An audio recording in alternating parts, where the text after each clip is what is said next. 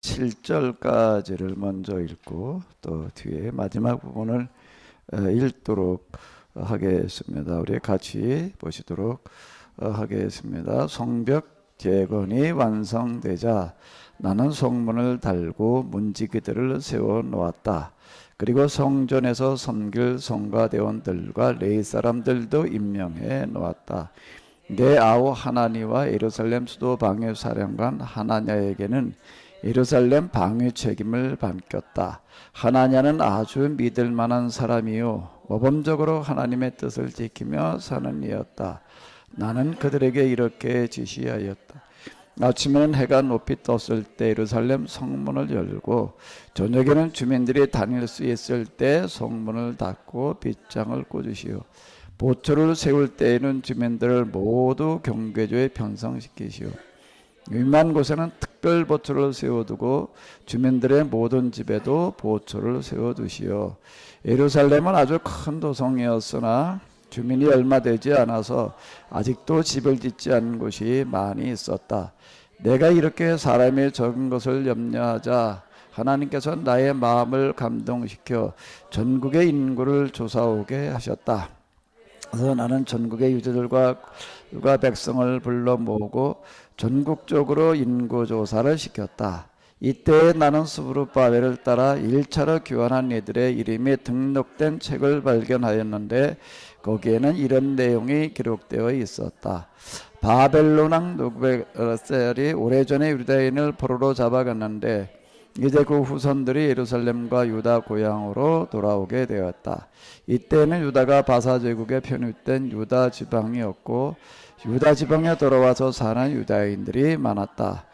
그들을 조국 땅으로 인도한 이들은 다음과 같다. 스룹바벨, 예수아, 느헤미야, 아사랴, 라마, 나헬마니, 모르드게, 빌산, 미스베레, 비그웨, 느흠, 바나. 포로 생활에서 대가족을 거느리고 돌아온 시족의 우두머리의 자손들의 수는 다음과 같았다. 이걸 다 읽었으면 좋겠는데요.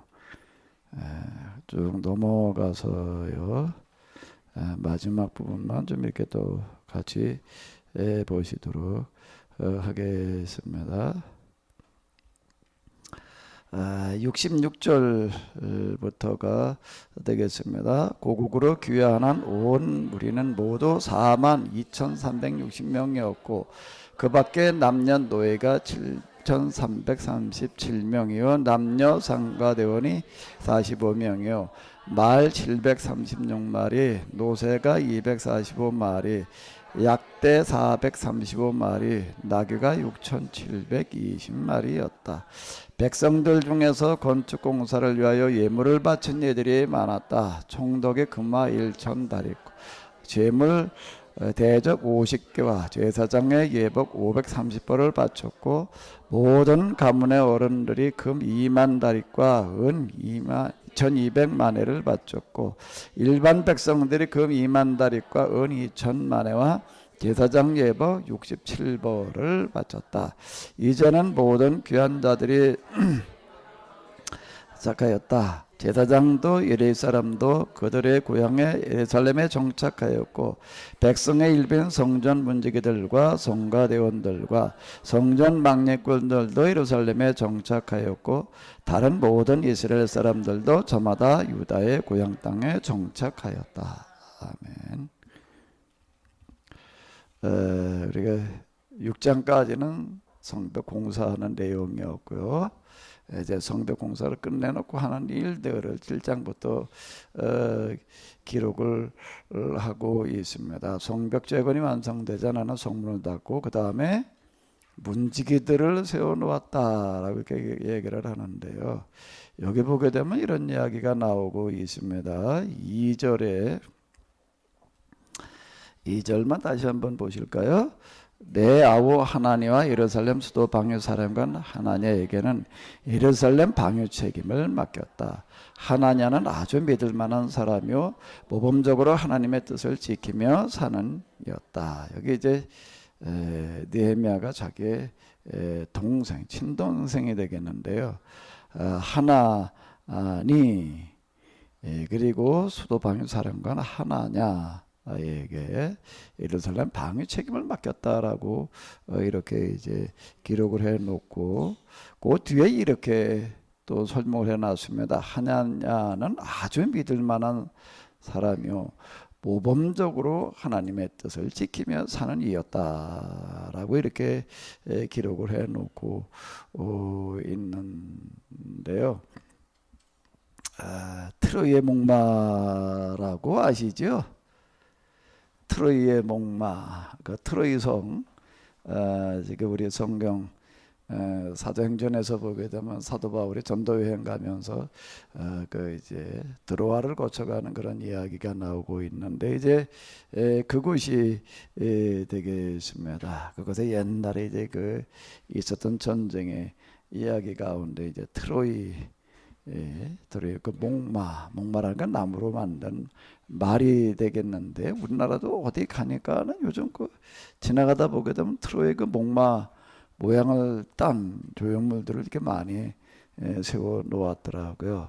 고대 전쟁에 있어서 이제 초롱성이라는 그런 용어가 있는데 무슨 얘기가 되는가 하게 되면 성벽을 높이 쌓아놓고 문을 걸어 잠그고 지키고 있으면은 그건 무너뜨릴 방법이 없었습니다. 아무리 많은 군대, 고대에는 아무리 강력한 군대를 몰고 와서도요, 성벽을 튼튼하게 쌓아놓고 지키고 있으면은 어떻게 해볼 방법이 없어요. 유일하게 해볼 수 있는 방법은 뭔가 하면 밖에서 성벽을 포위하고 안에 양식이 떨어질 때까지 기다리는 수밖에 없었습니다. 우리가 구약 성경을 보게 되면은 강대국들이 이제 이렇게 쳐들어와 가지고 예루살렘에 왔는데 어떻게 해볼 수가 없어요. 그래가지고 성벽을 이제 포위하고서 몇 년을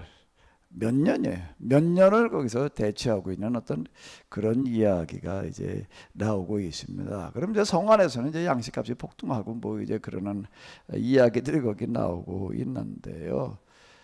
그래서 성을 쌓아놓고 지키고 있게 돼 성을 또 튼튼하게 높이 쌓아놓으니까 어떻게 해볼 방법이 없는 거예요. 이게 이제 거의 유일하게 좀 어떻게 해볼 수 있는 게 성문인데 성문은 또 이게 튼튼하게 만들어 가지고 안에 또 잠궈 놓고 있으면은 그 성문 위에서도 분달 지키고 있다 접근하게 되면 또 그것도 공격을 하니까 접근할 수도 없고 이제 이런 식인데요. 어떻게 해볼 방법이 없습니다. 그래도 트로이 목마에 나오는 이야기는 뭔가 하게 되면은 여기에 이제 속임수를 쓰는 게 나무로다가 말 모양을 만들어서 이제 선물로 보내는 거예요. 선물로 보내니까 이제 이게 뭔가 하고 이제 가지고 들어갔어요. 성 안으로 들어간 다음에 그 나무로 만들어 놓은 그 말 속에 병사들을 숨겼다가 병사들이 나와가지고 그 병사들 그 나무로 만든 말 속에 뭐 많은 숫자가 들어갈 수 있었겠어요. 이제 적은 숫자가 들어갔을 텐데 이 사람들이 나와가지고 뭐 성에 들어가서 뭐 성을 제압했다는 이야기가 아니고 성문을 열었다는 이야기가 되는 겁니다. 성문을 지키고 있는 병사들을 이제 죽이고 성문을 열었다. 그래가지고 이제 그 성을 점령했다. 이제 이렇게 얘기를 하는 건데요.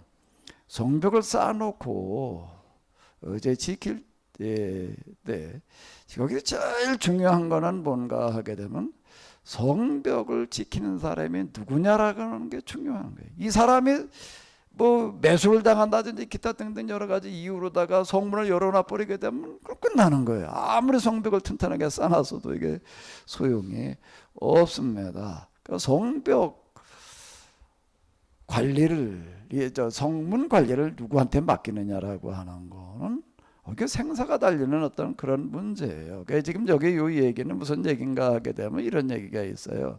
하나냐는 아주 믿을 만한 사람이요 모범적으로 하나님의 뜻을 지키며 사는 이였다라고 이렇게 얘기를 하는 건데 그 느헤미야가 지금 쭉 있는 사람들 가운데에서 자기 동생이니까 갖다 맡겼다는 이야기가 아니라 가장 믿을 만한 사람, 정직한 사람, 상대방이 별 방법 다 쓸 수가 있습니다.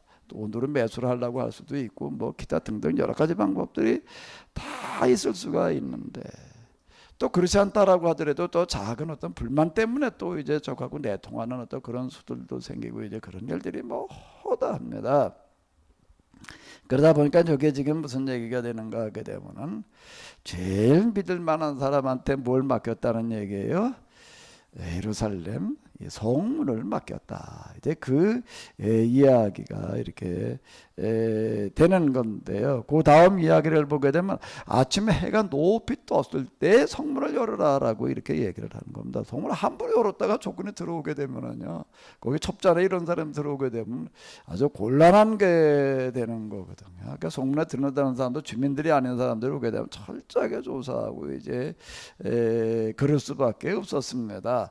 아침 해가 높이 떴을 때 예루살렘 성문을 열고 저녁에도 또 언제 닫아야 돼요? 꼼꼼해진 다음에? 아니란 얘기예요. 저녁에 주민들이 다닐 수 있을 때 어두워지기 전에 닫아라 이렇게 얘기를 하는 거예요. 그럼 어떤 사람이 이런 경우가 있을 수 있어요. 난 내일 아침부터 새벽에 뭐 빨리 일을 보러 가야 되는데 그럼 어떻게 해야 될까?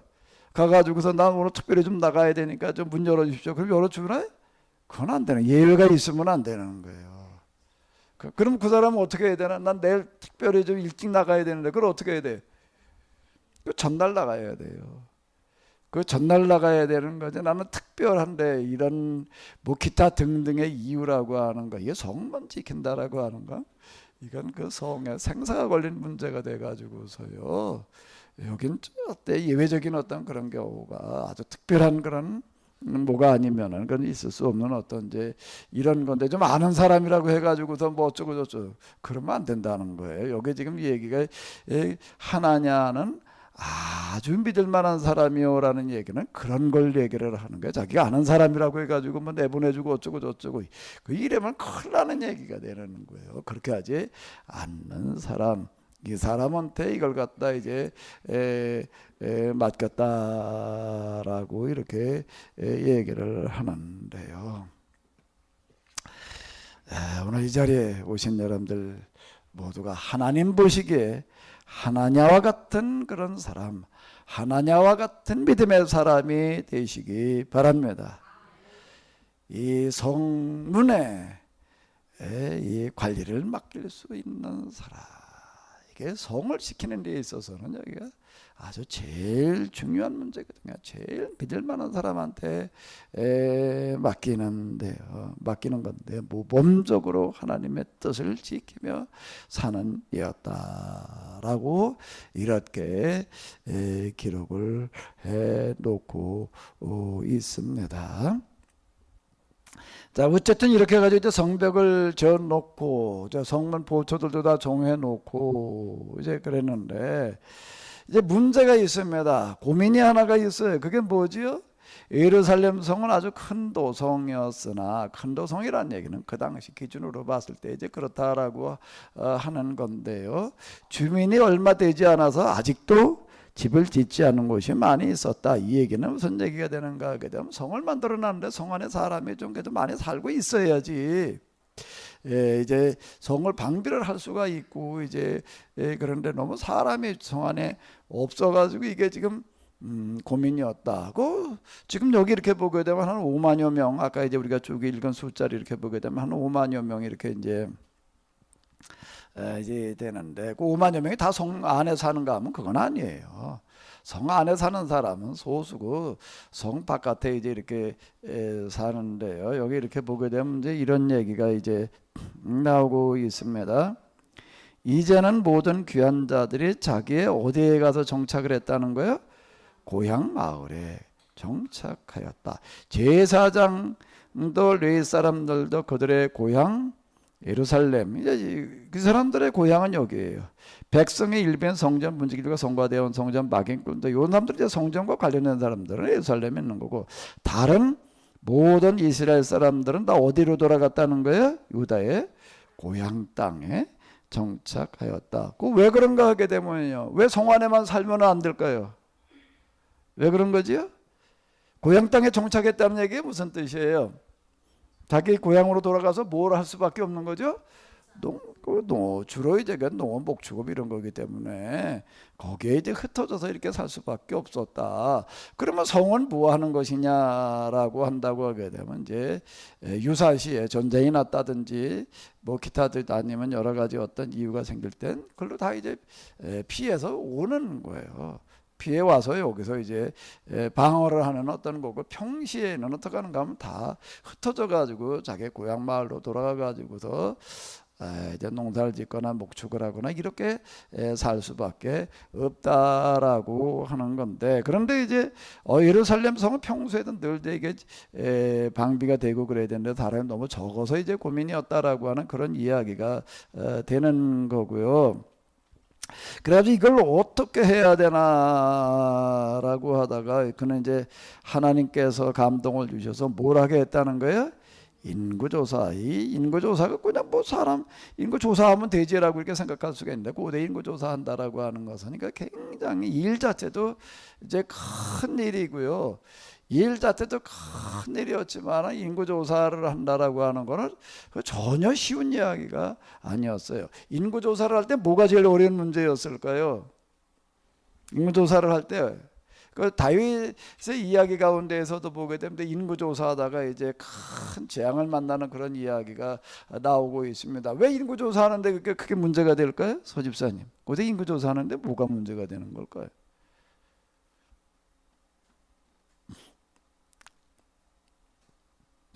성경책 이름 가운데 아예 무슨 책이 있는가 하게 되면 책 이름 자체가 인구조사라는 이름의 책이 있어요. 그게 무슨 책이죠? 구약 성경 가운데 무슨 책이에요? 민수기라는 거, 인구조사라는 거야. 아니 성경 책 제목이 인구조사야. 왜 여기 인구조사라는 제목을 붙여놨을까요? 민수기에 보게 되면 인구조사는 이야기가 있는데, 인구조사는 이야기보다도 다른 이야기들이 훨씬 더 많습니다. 근데 인구조사에 성경책 이름이 인구조사, 이게 너무 의아하잖아요. 누가 혹시 그런 의문 가지셨는지 모르겠는데, 인구조사하는 게 뭐가 그렇게 문제일까요? 고대 인구조사를 하게 될 때 뭐가 문제가 되죠?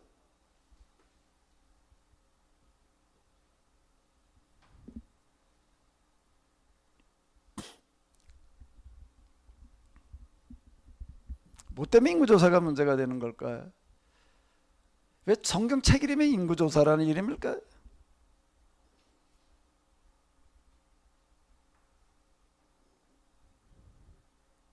우리는 그냥 그 당시 상황을 이해하지 못하게 되면 인구조사를 한다 그러면 뭐 백성들의 숫자가 얼마인가 그냥 한번 헤아려 봤다 이렇게 생각을 해요. 근데 전혀 그 개념이 아니에요. 인구조사한다는 거는요. 지금 우리가 이제 남북 정상회담 또 이제 남미 북미 정상회담 앞두고 그러고 있는데요. 제일 염려스러운 부분이 뭔가 하게 되면은 뭘 어떻게 해야 된다라고 하는 거를 모를 만큼 뭐 그렇게 지금 그 정책을 다루는 사람들이 어리석지들을 않을 거예요. 뭐 우리 대충 다 알잖아요. 뭘 어떻게 해야 되는 건지, 어떻게 하는 게 우리 모두에게 유익이 되고 그러는 건지, 그걸 모를 만큼 어리석지들은 않습니다. 근데 뭐가 문제가 되는 거죠?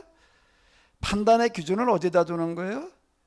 정치적인 판단을 하는 거가 문제가 되는 거예요. 위임진난을 앞두고 나서 이렇게 보게 되면은 전쟁이 날 거냐 안 날 거냐 이래가지고서 이제 사절단을 보냅니다. 내가 가가지고 어디 도대체 일본을 한번 가서 둘러보고 와라. 이 사람들이 우리나라 쳐들어오려고 하는 건지 아닌지 한번 확인해보고 와라. 그래 돌아와가지고서 보고를 하는데 어떻게 보고를 해요?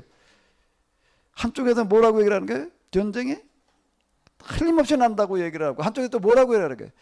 틀림없이 안 난다고 반대로 보고를 하는 거예요. 왜 반대로 보고를 했을까요? 서로가 뭐 보는 게 달라서 그런가 보다. 아니에요. 똑같이 다 알아요. 다 알아요. 뭘 알죠? 일본이 틀림없이 우리나라를 쳐들어온다는 걸 다 아는 겁니다. 그 당시 왕도 그러고 모르는 사람 하나도 없어요.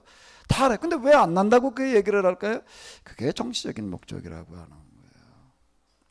정치적인 목적은 이렇게 함으로 말미암아서 우리 당파에 요즘 우리는 지금 현재는 야당 여당 이렇게 얘기를 하는데, 어떻게 얘기를 하는 거가 우리 당에 유리하냐. 앞으로 우리가 이제 선거를 앞두고 있는데 또 재선을 해야 될 텐데 뭐라고 어떻게 얘기를 하는 거가 유익이 되느냐, 그걸 따라서 결정하는 거를 정치적인 판단을 한다라고 하는 게, 정치가들이 결정한다는 걸 정치적인 판단이라고 그러는 게 아니에요. 정치적인 목적을 가지고 판단한다라고 하는 어떤 이제 이런 건데요.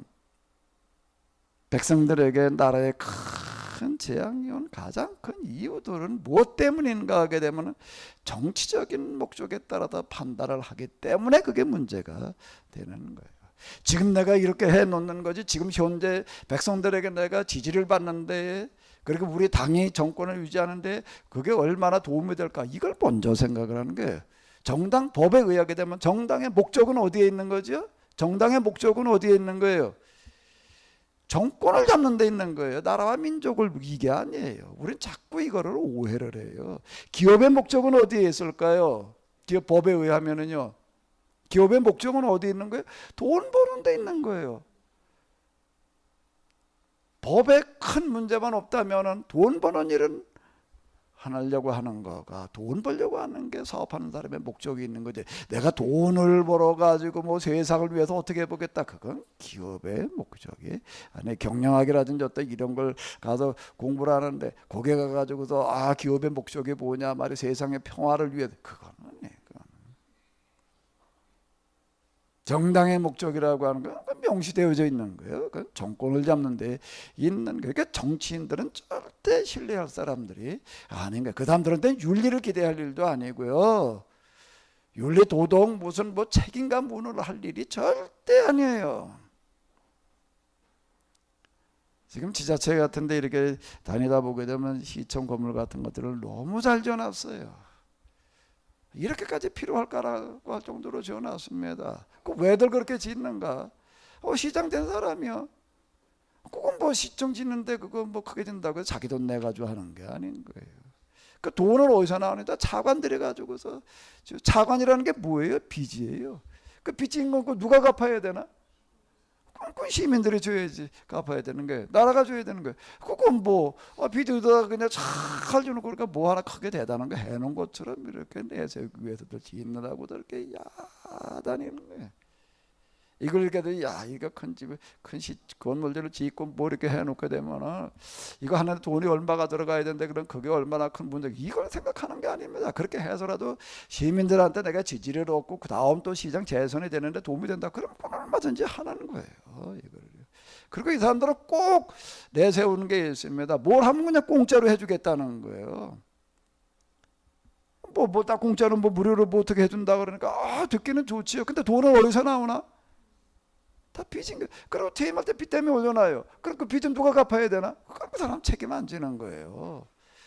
그게 지금 우리는 큰 문제가 이렇게 지금 되는 겁니다. 그 사람들 왜 그렇게 했느냐? 이걸 물을 일이는 이렇게 지금 하는 게 내 정치적인 그런 활동에 도움이 되느냐 안 되느냐, 이걸 가지고 이 사람들은 판단하고 그대로 움직이는 사람들에게 우리가 눈을 똑바로 뜨고 봐야지 되는데 이게 잘 안 됩니다. 이게요. 이 사람이 시장이 되면 나한테 뭐가 도움이 될 거냐, 그걸 가지고 또 이제 표를 찍어요. 이러다 보니까 이제 이게 문제가 되는 건데, 지금 현재 민주주의가 발달된 정치 제도라고 얘기를 하지만은 이건 어떻게 해결해 볼 방법이 없어요. 그건 어떻게 뭘로 해결해내? 국민 의식이 그만큼 이제 발전이 돼야지만 해결이 되어지는 건데 그게 이렇게 쉬운 이야기가 아니에요. 인구조사하는 얘기예요. 왜 이런 거가 무슨 얘기가 필요하냐? 고대 인구조사를 할 때는 꼭 뭐 때문에 인구조사를 할까요? 뭐 때문에요? 정치적인 목적인 거예요. 그냥 내가 지금 우리나라 국민이 몇 명이 되냐 그거 파악해보자, 그것 때문에 인구조사를 하는 게 아니야. 뭐 때문에 한다고요? 정치적인 목적이에요. 그 정치적인 목적이라는 게 뭘 말하는 거예요? 그러니까 백성들은 인구조사한다 그러면 아주 결사반대를 하는 겁니다. 고대. 왜 그럴까요? 인구조사한 목적이 뭐기 때문에 세금 더 걷어들이려고 그러는데 목적이 있는 거예요. 세금, 그리고 또 하나 뭘까요? 세금, 또 하나는요. 또 하나는 뭐예요? 군대 보낼 사람들을 더 확보하려고 하는 목적으로다가 인구조사를 하는 거예요. 그 다윗에게 인구조사를 했다가 그냥 하나님께서 재앙을 내렸다라고 하는 이야기가, 인구조사한테 하나님께서 재앙을 내렸다, 그게 무슨 얘기냐 말이야. 인구조사한테 왜 하나님께서 재앙을 내리냐, 이제 이런 얘기가 되는 건데 지금 그 얘기가 되는 거예요. 인구조사한다는 얘기는 그 얘기 그냥 사람 숫자 세는 거를 얘기를 하는 게 아니에요. 그러니까 이걸 어떻게 해야 되나. 그러다가 여러 가지 저항에도 불구하고 백성들이 싫어하리라고 하는 걸 알면서도 뭘 할 수밖에 없었다는 얘기가 되는 거죠. 이거 하나님께서 나의 마음을 감동시켜 주셔서라는 그 얘기는 뭘까요? 이 얘기는 뭘까요? 요 구절이 뭘 말하는 거예요? 이걸 어떻게 해야 되나? 기도하다 보니까 하나님께서 인구조사해라 그렇게 알려줬다. 이렇게 자꾸 읽게 되면은 이게 여기서 얘기하는 거를 못 읽는 겁니다. 요 구절이 뭘 말하는 걸까요? 이만석은 눈동자가 제일 반짝반짝하네.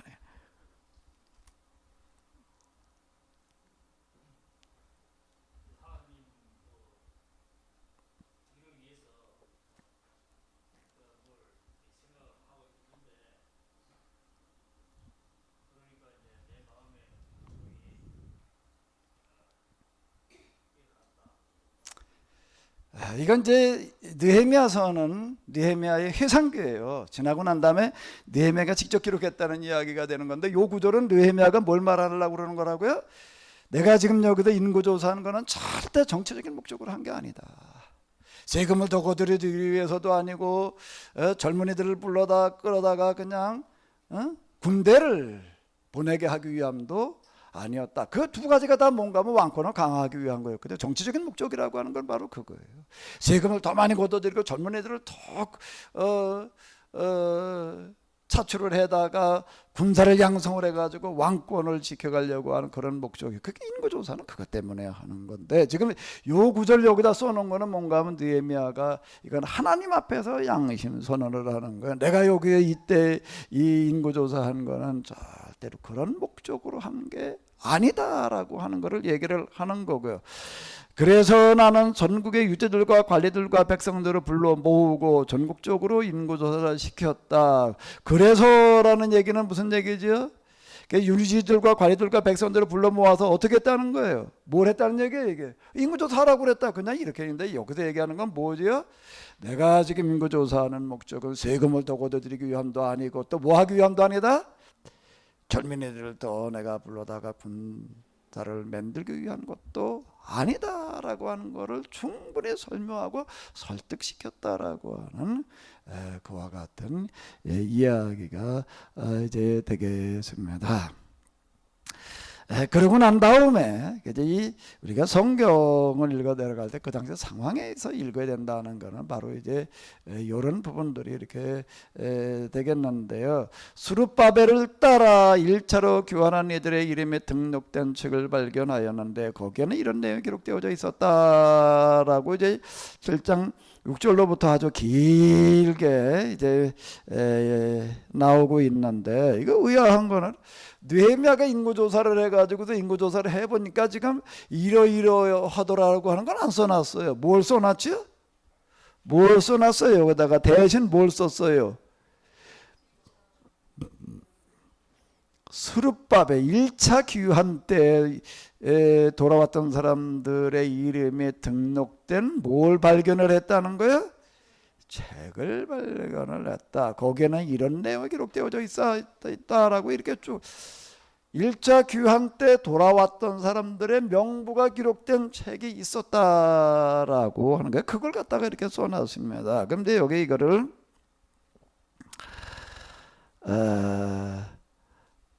이제 에스라서 2장인데요. 에스라서 2장을 이렇게 보게 되면은 여기 지금 느헤미야서 7장에 나오고 있잖아요. 느헤미야서 7장 이 8절로부터 이게 쭉 얘기되고 있는 그런 얘기들, 이런 것들과 거의 같습니다. 그러니까 에스라서 2장에 있는 이야기를 이 에스라서 2장에서도 1장에서 이렇게 보게 되면은, 이제 에스라서 전에 우리가 읽었는데 다시 이렇게 보게 되면은, 바사왕 고레스 원년에 이제 고레스가 이렇게 돌아가라라고 이래서 예레미야가 얘기했던 거를 이제 얘기를 해가지고서 이렇게 돌아오게 되었다라고 하는 거 정도로다가 이렇게 이제 써놓고, 그리고 2장으로 넘어가가지고서 이렇게 명단이 나오고 있습니다. 이게 돌아온 사람들의 명단이 이러이러하다라고 이렇게 쭉 개인의 이름까지를 다 써놓은 건 아니에요. 그 인솔자 그리고 이제 집안 어른들의 이름 정도로다가 이렇게 쭉 이렇게 써 놨습니다. 이게 몇 절까지인가 하면 70절. 굉장히 절이 많아요. 이게 길어요. 근데 7장에도 보게 되면 이걸 또 거의 같은 내용인데 조금 더 비교해 보게 되면 이렇게 차이가 있는데 전체 숫자는 똑같습니다. 이제 똑같은데 이렇게 또 길게 이렇게 써 놨습니다. 성경 읽어 내려가다가 보게 되면 우리가 이래 비슷한 족보 명단들이 이제 많이 나오는 거로 이렇게 볼 수가 있습니다. 근데 오늘 우리가 이걸 읽다가 이렇게 보게 되면은요, 이게 따분해져요. 이건 뭐 족보를 이걸 왜 이걸 읽고 있어야 돼? 이런 명단 이걸 한번 읽어보십시오. 한번 어디 지금 느헤미야니까 느헤미야 쪽으로다가 가지고서 이렇게 한번 여러분들이 한번 읽는다고 생각을 해보세요. 바로스의 자손들 2172명, 스바데의 자손들 372명, 아라의 자손들 652명, 바한모압의 자손 곧 예수아와 요압의 자손들 2818명, 일렘의 자손들 1254명, 삿두의 자손들 845명이 이걸 계속 읽으면서 어떤 느낌이 들어요, 우리 나영란 집사님? 에? 뭐가 느껴져요? 이걸 읽으면서 어떤 의미를 느끼기가 참 어려워요, 오늘 우리는요. 이건 뭐 이걸 왜 읽고 있어야 되나? 베델과 아이의 사람들 123명, 다른 레봇 사람들 52명, 다른 엘람 자손들 1254명. 근데 이걸 뭐라로 이렇게 여기다 또 갖다가 이렇게 적어 놓을까요?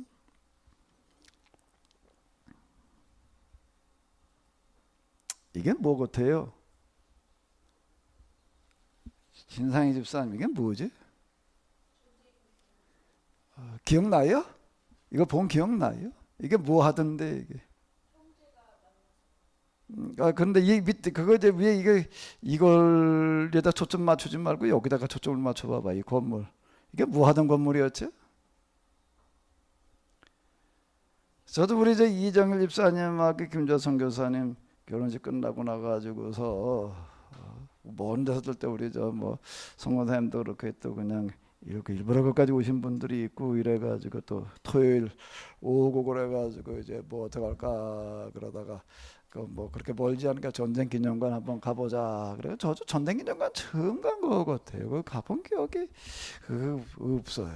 처음 이렇게 뭐 삼각지에서 이제 전철에 내려가지고서 그 멀지 않더라 이렇게 딱 들어가서 정문 들어서니까 이게 어디 있었어요? 이 건물이 어디 있었는지 기억나요? 정문 들어서자마자 이게 나오는 거예요. 그러니까 뭐 거기 선택의 여지 없이 여기를 거쳐서 가야 되겠고, 물론 옆으로 이제 일 뭐 나가려면 나가지만 그지 딱 나오는 게 제일 먼저 보이는 건물이 이제 이건 거예요. 이게 지금 여긴 이 위에 있는 이 동상에다 초점을 맞춰가지고 지금 사진을 찍어놔서 그런데요. 이건 말고 뭐 다른 요 건물을 좀 중심으로 찍어놓은 사진이 뭐 없나 하고 아무리 찾아봐도 없어가지고 그런데 지금 이게 여기만 이렇게 나와 있어요. 여기에 들어간 출입문이 그런데 이걸 제가 이렇게 딱 보니까는 이거 좀 생각하면서 보셨나 모르겠네. 딱 보니까 뭐 같아요? 지구? 이렇게 이게 또 이렇게 보니까 저기 전쟁 기념관 뭘 어떻게 만들어놨나는 생각을 가지고 들어가다 보면 이렇게 딱 이렇게 그럼 이건 뭐지? 왜 동상을 보니까 뭐 이제 서로 뭐 이제 뭐 만나는 것 같은 건데 이게 꼭 뭐처럼 느껴지는가 하게 되면은 무덤 같아. 제 눈에는 딱 무덤 같더라고요. 그 무덤 같이 딱 느낌이 그래요. 지금 이거 일부만 나와서 그런데요. 그게 무덤 같이 만들어 놓은 거예요. 왜 이런 식으로 만들어 놨을까? 뭐 이게 뭐 지구를 상징하는 어떤 그런 것일 수도 있기도 하겠지만 이렇게 내 눈에 딱 들어오는 건 무덤 같더라고요. 그러니까 뭔가 뭐길래 이렇게 만들어 놨지? 그런 생각하면서 좀 보셨나? 그냥 별 생각 없이 들어가면 그냥 그런 거고요. 난 의문이 생기는 거예요. 왜 저렇게 만들어 놨을까? 그 무덤 속에 들어가는 기분인 거예요. 그러니까 뭔가 하고 이렇게 쭉 봤더니 이 안에 뭐가 있었지? 우리나라 6.25 때 전 세계에서 참전한 국가들 이렇게 바닥에다가 이렇게 쭉 뭐 무슨 나라 이렇게 이제 시계 발목 이렇게 쭉 이렇게 그걸 해 놨더라고요. 국가들 이제 몇 국가예요? 열여섯 국가 쭉 있어요. 이게 쭉 뭐 어느 나라 이게 쭉 그리고 벽에 뭐 이렇게 또뭐 이렇게 해놨더라고요. 근데 제가 이렇게 딱 밑에 보니까 나라 이름만 있는 거예요. 그러니까 뭐가 빠졌나 하게 되면은 몇 명이 와가지고 뭐가 어떻게 됐다?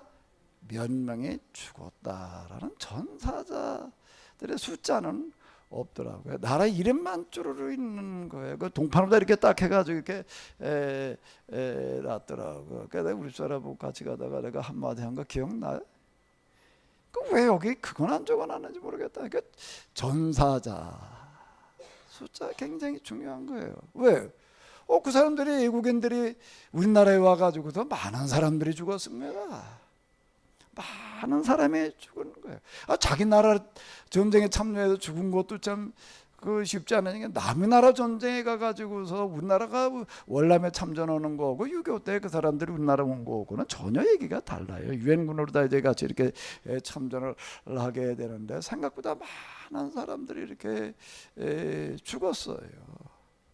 그러니까 난 그게 딱 가서 볼 때 뭐가 좀 아쉬운가 하면 이게 전사자들 숫자를 좀 딱 써놔서 그게 딱 눈에 들어오게. 뭐 몇 나라가 참여했다는 것도 중요하지만 거기서 와가지고 어느 나라 사람이 와가지고 몇 명 죽었고 어느 나라 몇 명 죽었고 물론 따로 또 있어요. 근데 제일 먼저 들어오는 게 그건데 그거부터 좀 눈에 들어오게 해놓으면 좀 어땠을까라는 생각이 들더라고요. 거기 가서 이렇게 쭉 도는 추모회관 이런 데 들어가 보니까 거기 전사자 명단이 그냥 많아요. 그냥 벽을 다 채우고 있는 거예요. 명단. 그 이름이 다 올라가 있는 거예요. 그 이름 뭐 우리가 이거 뭐 거기 가가지고서 그 이름 하나하나를 다 읽고 나오는 사람이 과연 몇이나 될까요? 없죠. 그냥 뭐 이름 그냥 있네 이렇게 쭉 지나가죠. 근데 거기에 만약에 여러분들의 자식이 거기 참여해서 죽었다라고 생각되면은 그러면 여러분들이 거기 가가지고서 그 전쟁 기념관에 가면은 뭘 보고 오려고 그럴까? 예? 거기 가가지고 뭘 보려고 그러겠어요? 그게 내 자식이 죽었다 그러면은요. 내 자식의 이름은 어디 올라가 있나 그거 찾느라고 아마 딴 건 뭐 눈에 들어오지도 않고 뭐만 찾을까 그걸 아마 다 들여다보려고 그럴 거예요. 아닐까? 서집사님은 안 그럴까? 한번 여러분들이 유가족이라고 생각을 해봐요. 우리 아버지가 여기 전사자 명단에 올라가 있다 그러면 그 그냥 지나갈 수 있나? 그거 벽면에 어마어마하게 많습니다. 그거 다 볼 거 아니에요. 거기 어디 이렇게 둘러보다 보니까 참 가슴 아픈 장면은 뭔가 6.25 때 또 그렇게 학도군들이 많이 참여를 했대. 학생복 입고 교복 입고 있다 그냥 이게 뭐 훈련 받을 시간도 없고 총 쏘는 거나 겨우 배워가지고 그냥 전장으로 그냥 가는 거예요. 그게 영광급이라고 하는 건 대대장급을 얘기를 하는 건데요. 대대장급 계급을 가진 사람의 나이가 20 뭐 그래. 예? 그 학생들이 가가지고 또 뭐 얼마가 죽었느니 그랬더니 명단에 주르르 이렇게 나와요. 전쟁 기념관에 가니까 뭐 이거저거 둘러볼 게 많더라고요. 그 중에서 우리가 제일 숭고하게 들여다봐야 될 부분이 뭘까요? 전사자들 명단인 거예요. 이 사람들이 어쩌면 내 아버지였을 수도 있고 내 자식이었을 수도 있고 그거보다 더 숭고한 기록이 있나 거기에? 그게 참 숭고한 기록인 거야 사실. 한 나라의 대통령이 됐다라고 하게 되면 취임식을 합니다. 취임식 오고 나서 제일 먼저 뭘 하나? 제일 먼저 뭘 하는 거죠? 나라를 위해서 죽은 전사자들이 있는 우리 현충원 이런 데 가가지고서 거기에 가가지고서 묵념하는 걸로다가 공직을 시작하는 어떤 이런 거를 우리가 이렇게 보게 되는데요. 그러니까 대통령 취임식 할 때마다 봤잖아요. 취임식 끝나면 제일 먼저 어디로 가는 거죠? 현충원으로 가는 거예요. 그리고 그 다음에 청와대로 가는 거지. 그냥 청와대로 바로 가는 게 아니에요. 그리고 가가지고 그 다음에 첫 사인으로 다 이렇게 들어간다고요. 왜? 나라를 지키기 위해서 목숨을 내놨다라고 하는 것만큼 그 나라 백성들이 느끼기에 큰 거는 없기 때문에 그렇게 한다고요. 자, 그러면 오늘 우리가 성경을 읽어 내려가다가 만나는 이제 이걸 가지고 한번 여러분들이 다시 한번 이렇게 보십시오. 자, 이게 뭘 말하는 거지요? 왜 이 명단을 갖다가 거기서라서의 기록 다 돼 있는데 뭐 그걸 여기다 왜 또 적어요? 왜 또 적을까? 그 전쟁기념관 이렇게 가가지고 이렇게 보니까 어디 뭐 큰 서랍 같은 게 있더라고요. 서랍이 뭐 좀 열린 것도 있고 뭐 닫힌 것도 있고 뭐 그래요. 그러니까 열어보게 돼 있더라고요. 그 뭐인가 하고 이렇게 열어봤어요. 쭉 열어봤더니 거기에 뭐가 들어있는가 하게 되면 전사자들의 명부예요. 거기다 벽에다 이렇게 새겨놓은 거 그냥 이렇게 새겨놓은 거고, 이건 진짜 그 종이 명부가 거기 들어있더라고요. 그게 그냥 어마어마하게 많아. 예?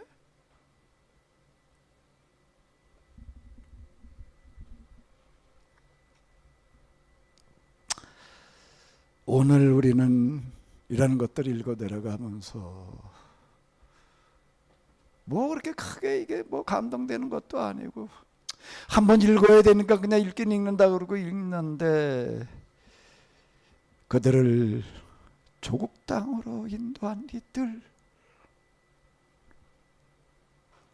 조국 땅으로 인도한 이들, 참 나라가 없이 그냥 가가지고서 남나라에 끌려가가지고 종살이하고 있을 때 그래도 그 백성들을 이끌고 이 나라를 다시 찾기 위하여 다시 세우기 위해서 돌아왔던 사람들, 그들을 조국 땅으로 인도한 이들,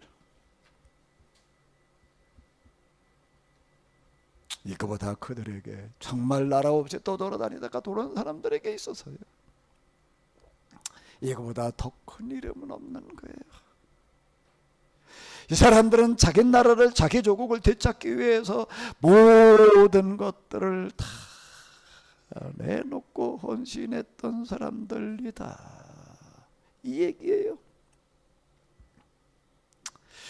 일제 때 우리가 나라를 잃어버리고 있을 때 그 한국사 그 내가 쓰느라고 이렇게 쭉 그 부분 써내려가다가 이렇게 보니까 그냥 독립운동 했던 사람들 때 뭐 얘기들이 좀 있습니다. 그 읽어보게 되면은요, 그걸 내가 읽어 내려가면서도 이런 생각을 해봐요. 내가 이 시대에 태어났다라면 난 어땠을까?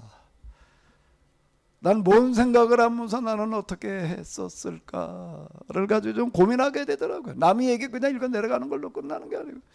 자, 내가 그거 가지고 내가 거기서 그 부분 써 내려갈 때 내가 좀 많이 생각을 해봤어요. 근데 우리 사람하고도 내가 또 뭐 몇 번 얘기를 했어요. 당신이 그때 태어났다라고 한다면 당신은 뭔 생각하면서 살았겠느냐. 여기 나온 사람들 가운데 보게 되면은 어떤 사람들은 독립운동을 위해서 직접 독립군이 돼가지고서 참여한 사람도 있고, 그래도 그만큼 움직이는 사람들은 좀 배운 것도 있는 사람들이고 또 재산도 좀 있는 사람들이었는데, 그런데 그 독립운동에 헌신했던 그런 지방유지급 이렇게 되는 사람들, 그래도 재산들이 좀 있었던 사람들 보게 되면 독립운동 하느라고 집안 재산 다 날렸다.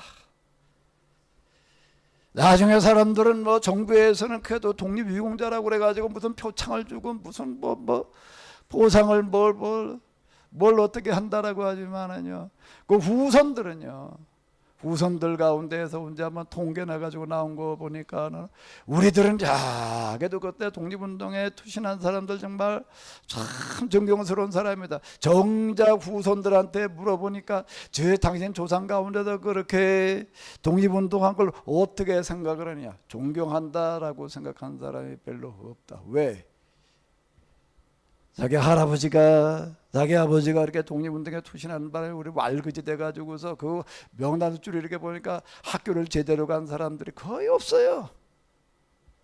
다 할가지가 돼가지고서 가족들이 어떻게 되거나 말거나, 가족들 어떻게 살 대책은 하나도 세워놓지 않고 그냥 재산 다 털어가지고 가가지고서 그러다가 가지고서 어디 가서 죽었단 말이에요. 그 조상을 그 후손들 가운데서 그 출 고생하고 큰 그런 사람들이 우리 할아버지 우리 가문의 영광 그렇게 생각할 수가 있겠는가? 그건 쉬운 얘기가 아니에요. 여기 나오는 이름들은 평범한 이름이 아닙니다. 그들을 조국 땅으로 인도한 이들은 다음과 같다. 스룹바벨, 예수아, 느헤미야, 아사랴, 라마, 나하마니, 모르드게, 빌산, 미스베렛, 비그웨, 느흐바냐. 포로 생활에도 대가족, 이건 이제 조국 땅으로 이끌고 온 사람이니까 대가족을 이끌고 온 사람이래. 이번에는 또 집안 어른들을 얘기를 하는 거예요. 대가족을 거느리고 돌아온 시족의 우두머리와 그 자손들의 수는 다음과 같다. 바로스의 자손들 2172명. 그냥 뭐 외국에 나가 있다 돌아왔나 보다 그 얘기가 절대 아니에요. 바벨론에 살게 되면 훨씬 더 쉽고 평안하게 그리고 살아갈 수가 있었을 텐데 그거 다 버리고 일제대 독립운동하러 나서듯이 그리고 돌아온 사람들이었다는 이야기가 되는 겁니다. 바로스의 자손들 2172명, 스바데의 자손들 372명, 아라 자손들 652명. 그리고 나아가는 겁니다.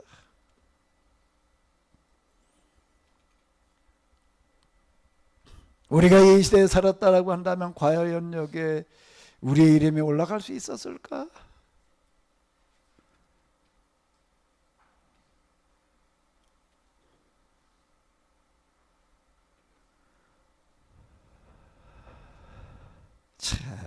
여기 참 가슴 아픈 이야기들 가운데 보게 되면 이런 얘기들도 있어요. 이 구절은 한번 조금 다 읽어볼까요? 성전의 망령꾼들 중에서는 다음과 같은 가장들이 온 가족을 거느리고 귀환하였다. 시하, 하수바, 답바, 게로스, 시야, 바돈, 르바나, 하가바, 살메, 하난, 깃들, 기할, 라야, 르신, 느고다, 갓산, 우사, 바세아, 베세, 무님 자손들, 느비스심 자손들, 박북, 하그바, 할훌, 바슬릿, 우히다, 하르사, 바르고스, 시스라, 데마, 스시야, 하디바. 무슨 생각을 하면서 읽었어요? 무슨 생각이 들어요? 이거 읽으면서요. 여기 뭐라고 나와 있다고요? 한번 요거 좀 읽어야 돼요.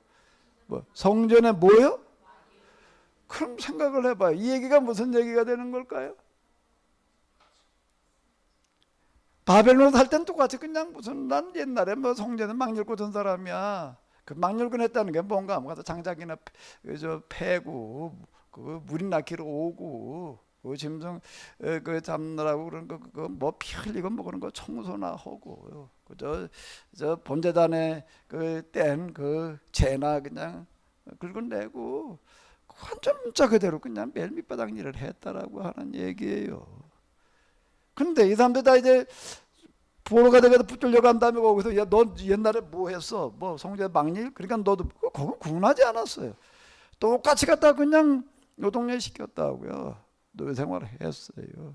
초기에 가도 1세대들은 많은 곳에 2세대, 3세대를 지나가면서 그 중에서 이제 자기 재량에 따라 가지고서 많이 성공하는 사람들이 이렇게 나왔습니다.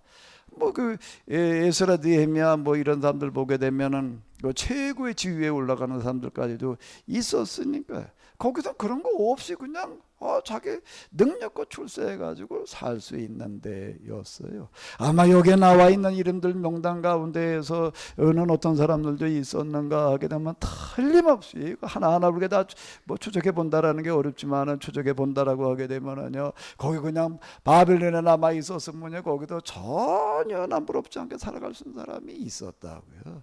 근데 이 사람은 이제 돌아간다 그러면 뭘 하러 가야 되는 거야? 가가지고 도로 뭘 해야 돼? 뭘 해야 된다고요? 성전에 뭐예요? 망일꾼.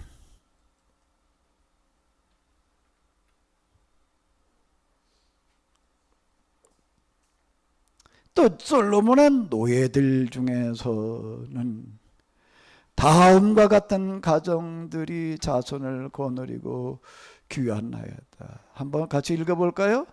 소대, 소베렛, 브리다, 야알라, 다르곤, 기텔, 스바디아, 핫딜, 보게렛, 하수바임, 아몬.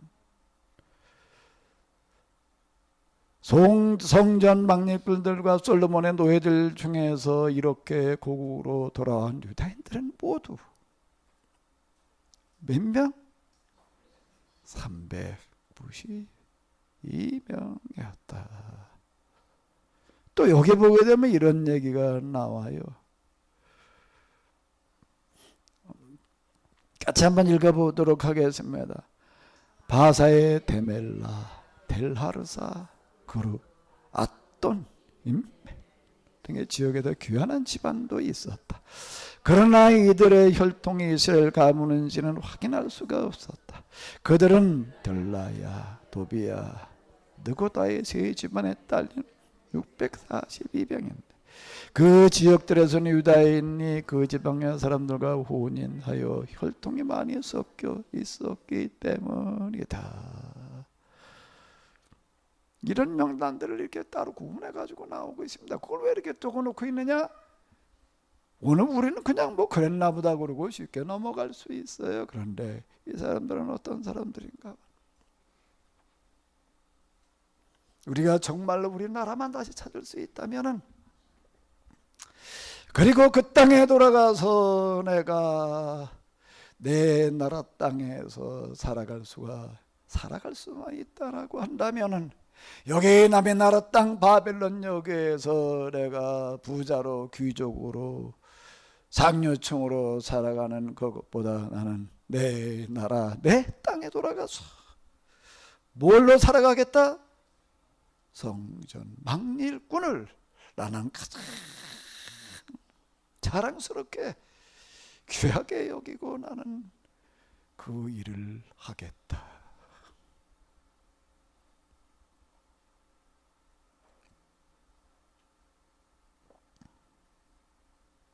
내가 내 나라로 돌아가기만 한다라고 하게 되면, 내 나라로 돌아가서 또다시 호족을 만들게 되면은 우리 집안은 대대로 노예였다라고 그래서 나는 또 거기에 등록을 해야 될 터인데, 그래도 나는 내 나라로 돌아가겠다. 참. 소집사님, 이렇게 돌아갈 생각이 있었겠어요? 이 상황이라면?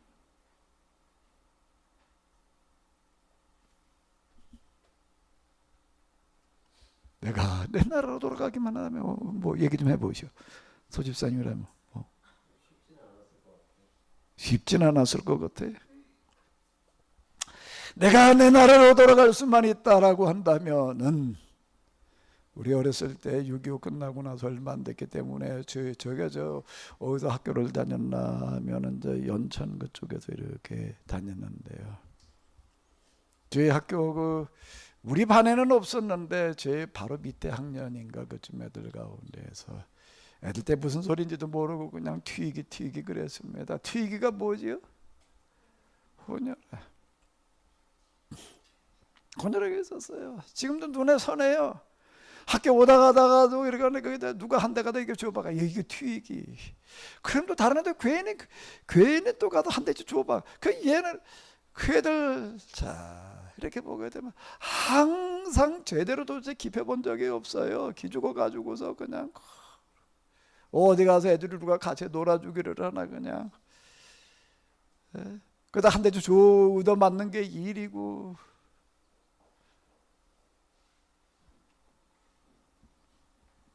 어느 날 그쪽 그 걔들 사는 동네 갔다 이렇게 보니까 걔네 엄마가 있더라고요. 내가 어렸을 때 그 3학년 때 아마 초등학교 그쯤이었던 걸로 내가 기억이 나는데 그 엄마는 도대체 어떤 사람일까 하고 내가 한참 내가 애들 때도 되게 쳐다본 적이 있어요. 애들 때도 참 불쌍해 보이더라고요. 그런데 여기 이렇게 얘기를 해요. 혈통의 문제가 나오는 거예요. 그 지역에선 유다인이 그 지방의 사람들과 혼혈하여 혈통에 섞여 있었던 사람들, 혼혈인들, 돌아가면 또 멸시천대를 받을 텐데, 그래도 나는 내 나라, 내 땅으로 돌아갈 수만 있다면, 우리 조상들이 묻혀 있는 그 땅에 내가 돌아갈 수만 있다면, 그래도 나는 가겠다.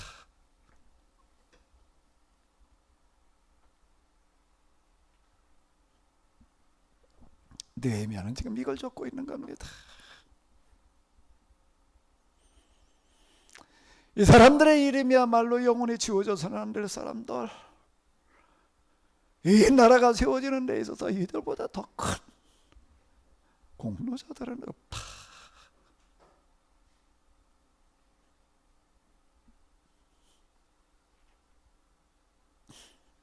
누가 이들을 알아 죽었어요? 누가 이들을 기억해 죽었어요? 그래도 오늘 우리가 성경 읽는 우리만이라도 이 사람들 좀 기억해야 되지 않을까? 우리마저도 이걸 왜 읽어야 되지? 아유, 그 뭐 다 읽자냐고 그렇고 그냥 건너뛰고 싶은 그런 구절들. 그 한 사람 한 사람.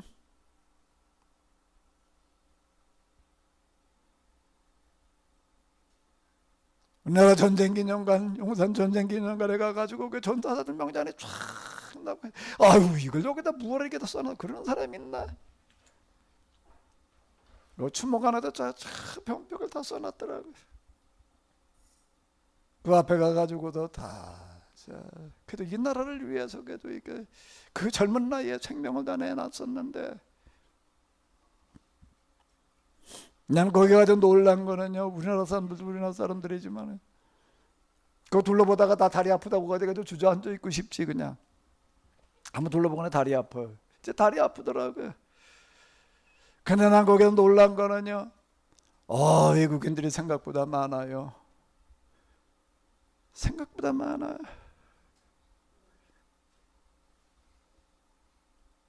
전에 우리 뭐 여기서 아마 이디오피아 무슨 뭐 어쩌고 저쩌고 하자고 그래가지고 언제 한번 가가지고서 뭐 한 적이 있었어요.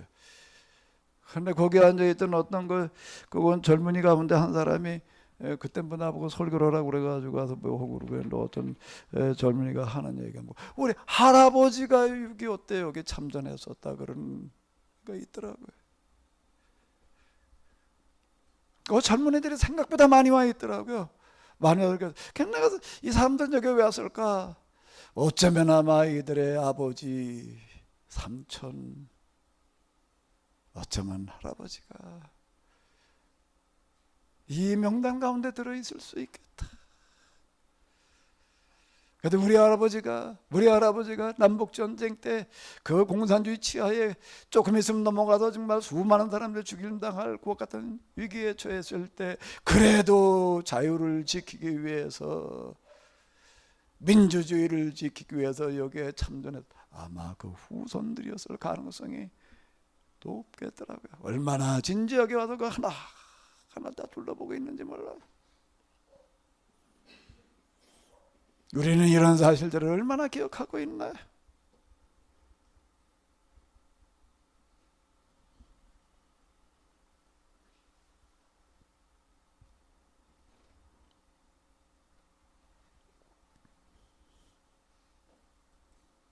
평화, 통일, 우리 모두가 염원하는 것인데요. 이 나라에 진정으로 평화가 임하려고 한다라고 하게 되면, 진정으로 이 나라에 통일이 오려고 한다라고 하게 되면, 우리 모두 한 사람 한 사람이 우리나라, 우리의 역사에 대해서 좀 귀중하게 생각해야 되지 않을까요? 나라야 뭐 어떻게 되거나 말거나 뭐 그러고 있다라고 한다면 이 나라는 어디로 가나요? 동계올림픽이 끝나고 난 다음에 참 많은 고민을 했습니다. 정말 많은 고민했어요. 재단이라는 문제도 그렇고 이제 뭘 어떻게 해야 되나 말이 고민하고 그러다가 하나 제가 그래도 내가 또 할 수 있는 데까지는 해봐야 되지 않느냐. 할 수 없는 거는 모르지만 할 수 있는 거는 한번 해보자.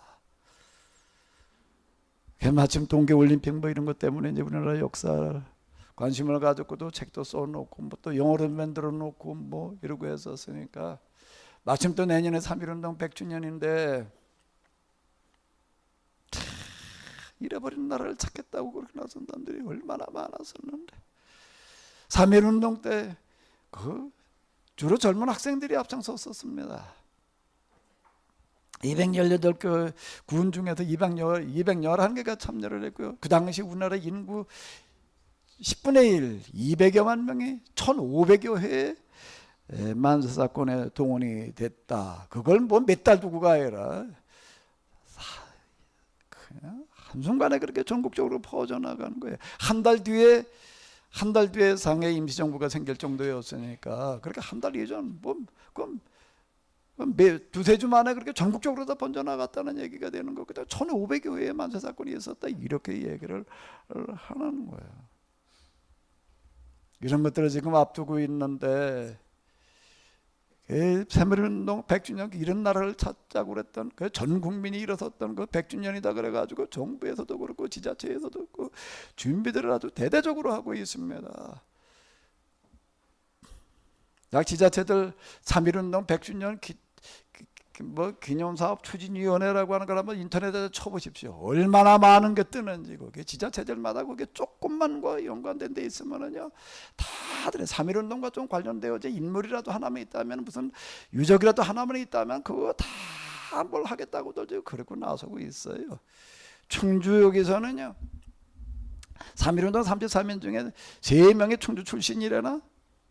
충주 출신이래, 출신. 그래서 출신지 이런 데 들어갔다가 다 성녀가 지금 100억을 들여가지고 뭘 한다 이러더라고요. 3.1운동 때 이렇게 보게 되면 사실 교회가 제일 앞장섰었다라고 이렇게 얘기를 할 수가 있는데, 33인 중에 16명이 기독교인이고요. 16명 중에 10명이 감리교인이고, 그 10명 중에 7명이 감리교 목사님들이었습니다. 정작 그런데 기독교 그리고 감리교회에서는요, 아무런 관심도 없어요. 3.1운동 100주년 그럼 내년에 그냥 기념 예배는 한번 드리고 말판이야 라고 제가 얘기를 끝내기 시작을 했어요. 3.1운동 100주년이라고 그래가지고 정부 지자체 그리고 일반 단체들에서는 대대적으로 준비들을 하고 정말 이게 중요하다라고 그러고 있는데, 정작 그때 우리가 그래 중요한 일을 했던 우리는 왜 아무 관심도 없느냐 말이에요. 뭔가 좀 해봐야 되지 않냐. 그런데 다 하는 거가 뭔가 기념관, 조형물, 기념식, 선언문의 주제는 뭔가 평화 통일이에요. 근데 그게 제일 중요한 게 빠졌는데, 우리나라 역사를 좀 똑바로 알고 똑바로 찾아내는 작업들은 지금 빠져 있다. 그러니까 우리가 교회가 앞장서 가지고서 우리 역사 다시 찾기를 한번 해봐야 되지 않냐. 뭐 이렇게 얘기를 꺼냈더니 그 사람들이 좀 동의를 해가지고서 5월 27일 여기 감리교는 전국 조직이 되어져 있습니다. 총회 연회가 12개인가 되고요. 지방회가 20 내지 30여 개 교회로 구성되어진 지방회가 200여 몇 개가 돼요. 지방을 단위로 해가지고서 역사 강좌를 좀 개설을 해가지고 우리나라 역사를 좀 똑바로 국민들에게 알리는 그런 일을 한번 해보자라고 지금 시작을 해서요. 마치 5월 27일이 예술리 기념 예배들을 이제 드리는데, 평촌 지역, 평촌 지방에서 27일 날 오후에 연합 예배로 드리게 되는데 연합 예배에 제가 가가지고서 우리나라 역사를 좀 1시간 얘기를 하고 2월 달부터는 거기에 그래도 제일 좀 대표적인 교회에서 강좌를 개설을 해가지고서 이제 6번에 걸쳐 가지고 우리나라 역사를 제가 책에서 쓴 거를 중심으로 해가지고서 좀 이제 진행을 하려고 이제 그럽니다. 성경을 이렇게 보게 되면은요, 이 사람들은 신앙과 자기 나라 사랑이라는 게 둘이 아니었어요. 우리나라 3.1운동 때도 보게 되면은요, 우리나라 이 독립은 식민지 시절에 우리나라 독립운동의 중심지가 어디였는가 하면 서울의 상동교회예요. 전덕기 목사님이 있었는데 그분이 앞장서 가지고서요 33인 중에 4명이 그 교회 출신입니다. 우리가 잘 알고 있는 이준 열사도 거기 청년부 출신이에요.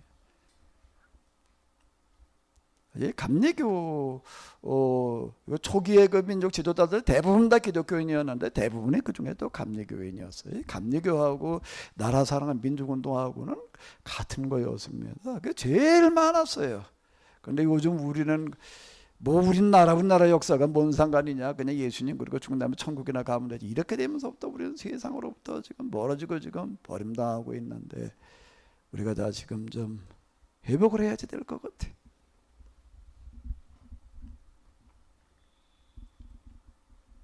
느헤미야서 7장의 명단들 보기에 따라서는 아무런 의미도 없고 그거 뭐 이렇게 읽고 있어야 되나, 이걸 왜 갖다 이렇게 써놨나 라고 생각이 된다면 용산 정쟁 기념관에 가서 한번 전사자 명단을 다시 한번 들여다보십시오. 우리는 성경을 어떻게 읽어야 되는지, 거기에다 뭘 느껴야 되는지, 뭘 찾아내야 되는지에 대해서 너무나도 우리는 좀 잘못되어 있어요. 뭘 읽어야 되는지 조차도 몰라. 무슨 은혜 받아야 되는지도 모르는 거고. 이건 그냥 이렇게 아무거나 읽어 내려갈 구절들이 아니에요. 성전 막내 이끌들과 솔로몬의 노예들 중에서 이렇게 고고로 돌아온 유대인들, 귀환한 제사장들 중에도 족보에도 자기 이름들을 찾지 못한 이들, 솔로몬의 노예들 중, 성전 막일꾼들 중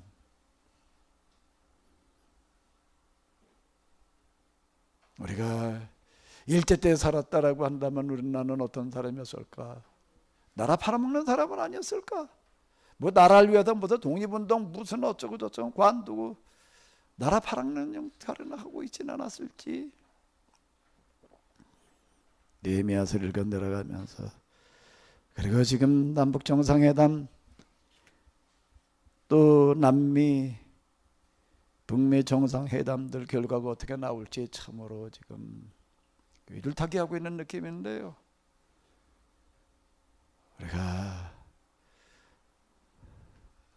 좀 한번 정치적인 이유와 목적이 아닌 나라와 민족, 세계 평화를 먼저 생각하는 그런 마음을 가지고 하나님 앞에서 좀 나라와 민족을 위해서 기도하는 그런 시간들을 가지시기 바랍니다.